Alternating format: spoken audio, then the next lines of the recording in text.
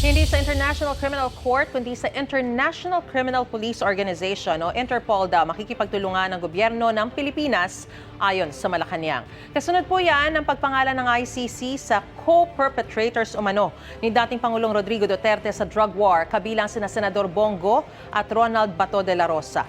Binigyan diin ng ilang senador na kung sakali hindi pwedeng arestuhin ang sinumang senador sa loob ng Senado habang nakasesyon. May unang balita si Sandra Aguinaldo. 8 kasabwat umano ni dating Pangulong Rodrigo Duterte ang tinukoy ng International Criminal Court o ICC kaugnay ng kanyang gyera kontra droga. Sina Senador Bato de la Rosa, dating acting PNP Chief Vicente Danao, ang namayapa ng dating PNP Chief na si Camilo Cascolan, dating PNP Chief Oscar Albayalde, Senador Bongo, dating NBI Director Dante Guieran, dating PIDEA Chief Isidro La Peña at dating Justice Secretary Vitaliano Aguirre.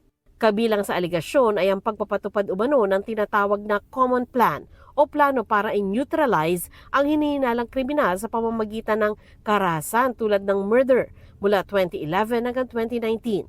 Sa kaso ni Go, nagsimula raw ito nung personal aid at special assistant pa siya ni nooy Mayor Rodrigo Duterte hanggang itinalaga siyang special assistant to the President. Walaan niyang kaugnayan ang mga bintang sa kanyang mga naging papel at responsibilidad bilang Special Assistant to the President at Executive Assistant ng alkalde noon ng Davao City.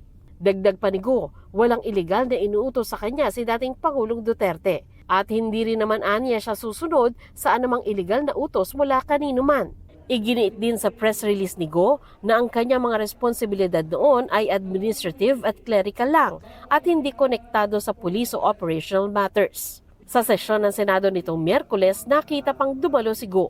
Pero si Senador De La Rosa, mula Nobyembre pa hindi pumapasok sa Senado simula ng umugong na may arrest warrant na ang ICC laban sa kanya. Sa dokumento ng ICC, isinangkot siya ng mga prosecutor sa kaso mula rin noong alkalde pa si Duterte.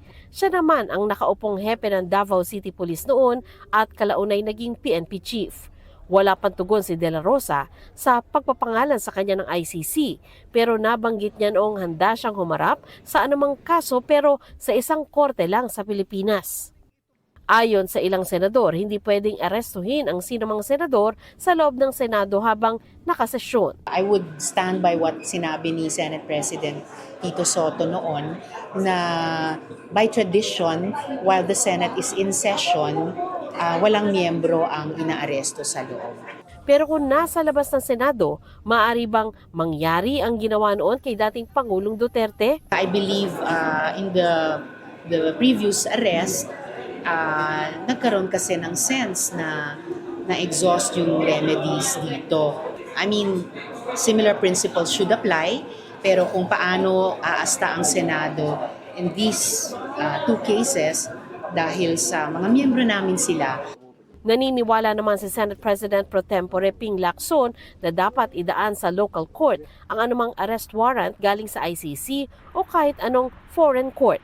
Pwede niyang talakayin ng Senado sa Miyerkules ang mga posibleng hakbang sa issue at pag-aaralan din ng mga abogado ng Senado ang dapat gawin. Ang isa pang pinangalan ng co-perpetrator na si dating Justice Secretary Aguirre, pinabulaan ng kasabwat siya sa extrajudicial killings. Dinawit lang daw siya ng prosecution panel ng ICC para bigyan ng kredibilidad ang sinasabi nitong common plan. I've never engaged in any extrajudicial killing. Hindi ko sinuportahan yan. Kung meron man, hindi ko nga alam yan eh. Sa isang Facebook post, sinabi ng asawa ng namayapang si Cascolan na sana'y nabubuhay pa ang kanyang asawa para ipaliwanag ang Oplan Tokhang at double barrel. Sinusubukan pa naming makuna ng pahayag ang iba pang pinangalan ng co-perpetrator pero wala pa silang tugon sa ngayon. Pero kahit ipinalabas ng ICC ang pangalan ng mga co-perpetrators, hindi raw ito nangangahulugang may lalabas ng warrant of arrest laban sa kanila. Ang ICC sa ngayon ay hindi naman sinisilip or hindi nila kakasuhan yung lahat ng involved. Meron silang prosecutorial strategy kung saan yung pinaka-responsable ang kanilang kakasuhan. Posibleng ang pagsasapubliko raw ng mga pangalan ay para mas klarong maipaliwanag sa publiko ang kinakaharap na kasong crimes against humanity ni Duterte. Sakaling maglabas ng warrant of arrest ayon kay Conti, mainam na sundin daw ng Pilipinas ang prosesong nakasaad sa Article 59 ng Rome Statute. Nakasaad dito na sa oras na matanggap ang warrant of arrest, nararapat itong ipatupad agad ng isang bansa.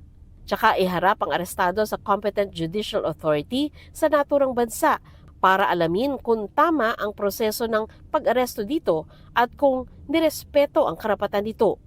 Pero hindi nakasama ang Pilipinas sa Rome Statute matapos mag-withdraw noong 2019 sa ilalim ng Duterte administration.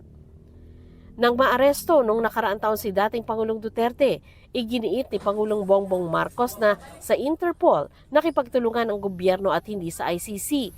Ito rin ang sinabi ngayon ng Malacanang. Makikipagtulungan tayo sa Interpol but not with the ICC in the same way that we cooperated with the Interpol during the arrest of the former president. Ganun po mangyayari. Yun po ang nangyari before at yan din po ang mangyayari ngayon. Nanindigan din ng palasyo na hindi pagsuko sa soberanya ang pagtupad sa obligasyon ng bansa sa Interpol. Pero sa ngayon, wala pa namang warrant na inilalabas ang ICC sa mga pinangalanang kasabwat sa drug war. Ito ang unang balita. Sandra Aguinaldo para sa GMA Integrated News. Gusto mo bang mauna sa mga balita? Mag-subscribe na sa GMA Integrated News sa YouTube at tumutok sa unang balita.